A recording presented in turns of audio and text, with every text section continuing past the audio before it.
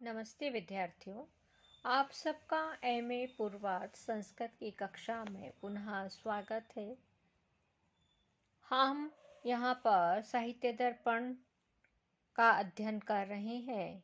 साहित्य दर्पण आचार्य विश्वनाथ द्वारा कृत है और आचार्य विश्वनाथ ने मम्मट के द्वारा बतलाए गए काव्य लक्षण की समालोचना की है, जिसके हमने दो पद आदोषौ और शब्दार्थौ का आचार्य विश्वनाथ के अनुसार की गई आलोचना को पूर्व के दो वीडियो में हमने वर्णित किया है। आज हम मम्मट का काव्य लक्षण का तीसरा जो अंश है, अनलंकृति पुनः क्वापि की चर्चा करने जा रहे हैं।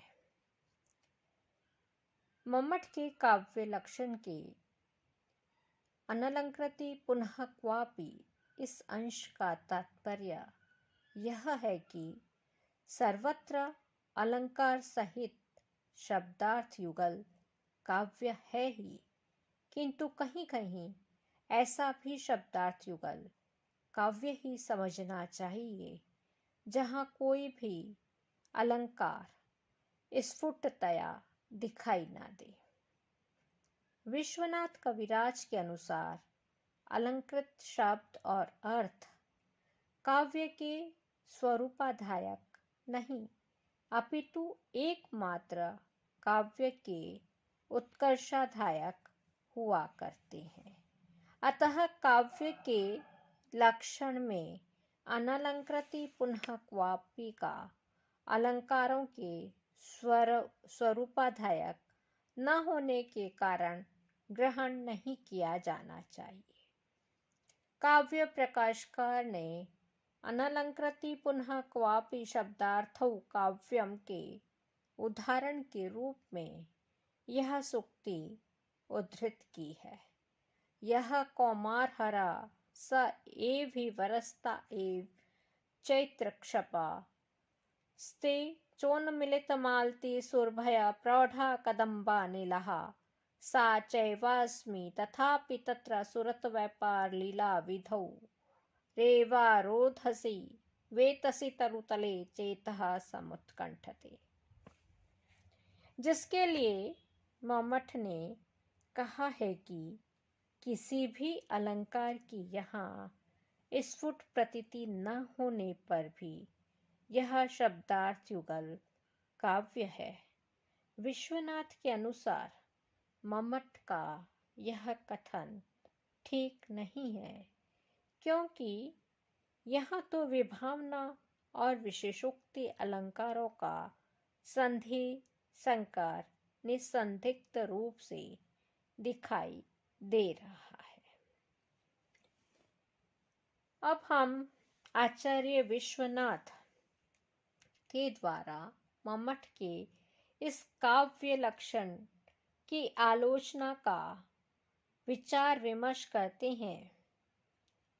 सबसे पहले कारण का अभाव होने पर भी कार्यों की उत्पत्ति का वर्णन विभावना है, और यहाँ वर तथा अन्य उपकरणों की अनुभुक्ति अर्थात उपभोग न करना उत्कंठा का कारण है।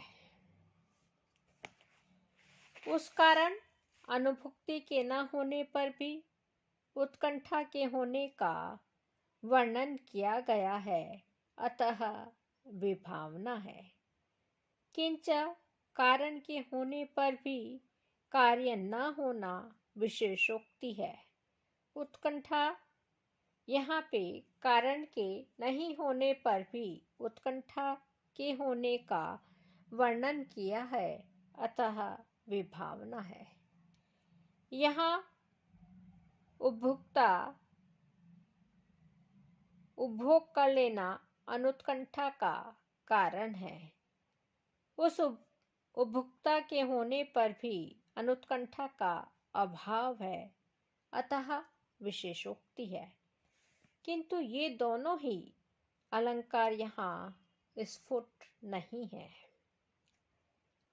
एक बार मृग मरीचिका की भांति झलक कर गायब हो जाते हैं।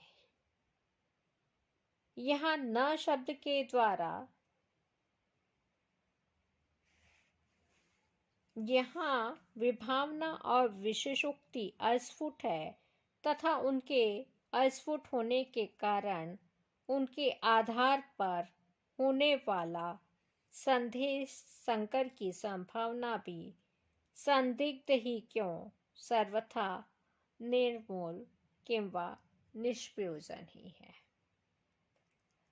मम्मट के काव्य लक्षण तद अदोषौ शब्दार्थौ सगुणौ वा अनलंकृति पुनः क्वापि की आचार्य विश्वनाथ ने आलोचना की।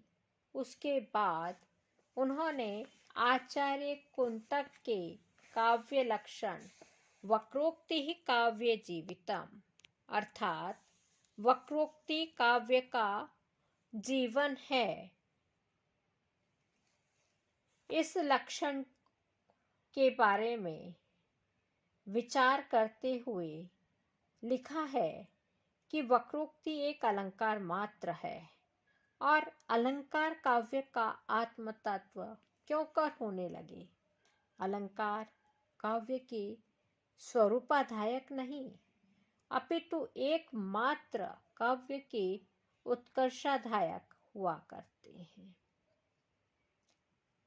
हम आचार्य विश्वनाथ के अनुसार कुंतककार के काव्य लक्षण की आलोचना की समीक्षा करते हैं तो यह पाते हैं कि कविराज विश्वनाथ का यह कहना तो ठीक है कि वक्रोक्ति काव्य का जीवन नहीं है, किंतु यह कैसे कहा जा सकता है कि वक्रोक्ति जीवितकार की वक्रोक्ति अलंकार रूप ही है। वक्रोक्ति जीवितकार ने वक्रोक्ति और अलंकार को एक नहीं माना है अपितु अलंकार को ही वक्रोक्ति का एक प्रकार माना है। इसके आगे आचार्य विश्वनाथ ने भोजराज के सरस्वती कंठाभरण में प्रस्तुत काव्य लक्षण की समालोचना की है। भोजराज के अनुसार काव्य का लक्षण इस प्रकार है। आदोषाम गुणवत् काव्यम अलंकारैरलंकृतम रसान्वितम कभी कुर्वन् कीर्तिम प्रीतिम च विन्दति। अर्थात दोष शून्य सगुण अलंकारों से अलंकृत और रसयुक्त काव्य को करता हुआ कवि कीर्ति और प्रीति को प्राप्त करता है। विश्वनाथ के अनुसार भोजराज के काव्य लक्षण का खंडन आचार्य मम्मट के काव्य लक्षण के खंडन के समान ही समझना चाहिए। उसके पश्चात ध्वनिकार आनंद वर्धनाचार्य ने काव्य से आत्मा ध्वनि कहकर काव्य की आत्मा ध्वनि को माना है। आचार्य विश्वनाथ का कहना है कि क्या वस्तु, अलंकार, रस इन तीनों प्रकार की ध्वनि को काव्य की आत्मा मानते हो अथवा केवल रसादि ध्वनि को ही? इनमें से आचार्य विश्वनाथ रसादि ध्वनि को तो स्वीकार करते हैं, वस्तु ध्वनि और अलंकार ध्वनि को नहीं। अतः यदि ध्वनिकार रसादि ध्वनि को काव्य की आत्मा मानते हैं तब तो आचार्य विश्वनाथ को कोई आपत्ति नहीं है, और यदि वस्तु ध्वनि और अलंकार ध्वनि को भी काव्य की आत्मा मानते हैं तो विश्वनाथ का कहना कि इस अवस्था में यहाँ अतिव्याप्ति नामक दोष हो जाएगा, क्योंकि फिर यह लक्षण प्रहेलिका आदि में भी चला जाएगा, जहाँ की वस्तु ध्वनित होती है।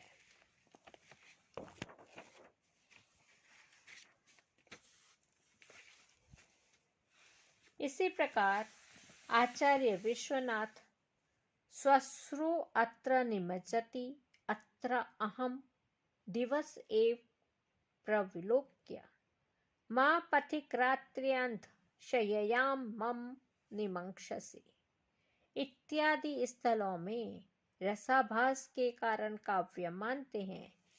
वे इसमें अपनी शय्या पर प्रवेश रूप वस्तु को व्यंग्य नहीं मानते, जैसा कि दूसरों ने माना है।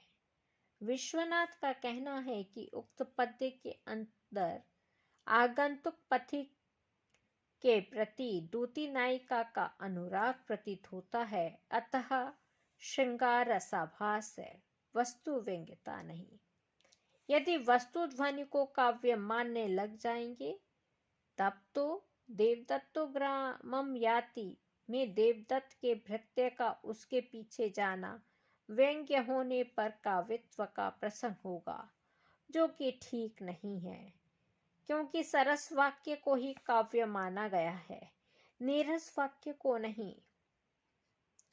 तद्यथा वाग वैदग्ध प्रधाने अपि रस एवात्र जीविताम इति अग्निपुराण, अर्थात काव्य में चाहे उसमें जितना भी उक्ति वैचित्र्य झलका करे, रस ही एकमात्र आत्मभूत तत्व है। इस प्रकार आचार्य विश्वनाथ रसादि ध्वनि को तो काव्य की आत्मा मानते हैं, वस्तु ध्वनि और अलंकार ध्वनि को नहीं। काव्य अलंकार सूत्र के प्रणेता आचार्य वामन ने रीतिरात्मा काव्यस्य, अर्थात काव्य की आत्मा रीति को माना है। आचार्य विश्वनाथ जी का कहना है कि वामन का उक्त कथन ठीक नहीं है, क्योंकि रीतिः संघटना विशेषत्वात्, अर्थात रीति संघटना विशेष है, अर्थात विशिष्ट प्रकार की रचना रीति कहलाती है, और संघटना शरीर के अंग विन्यास के तुल्य होती है। वह आत्मा नहीं हो सकती, आत्मा शरीर से भिन्न होती है, अतः रीति काव्य की आत्मा नहीं है। विश्वनाथ के द्वारा की गई इस आलोचना की अगर हम समीक्षा करते हैं, तो सर्वप्रथम आनंदवर्धनाचार्य ने यह सिद्ध किया है, रीति को काव्य की आत्मा मानना आत्म तत्व के अपरिज्ञान का परिणाम है।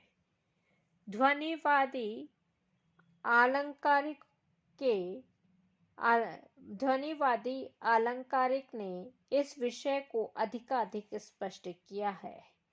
साहित्य दर्पणकार का रीत्यात्मवाद खंडन ध्वनिवाद का ही समर्थन है। इस प्रकार आचार्य विश्वनाथ ने उपयुक्त 5 मतों का निराकरण करने के उपरांत अपने सिद्धांत रूप से स्वीकृत काव्य के स्वरूप वाक्यम रसात्मकम का अव्यम की स्थापना की है। विश्वनाथ के अनुसार रसात्मक वाक्य काव्य है। रसात्मक वाक्य किसे कहते हैं? आचार्य विश्वनाथ का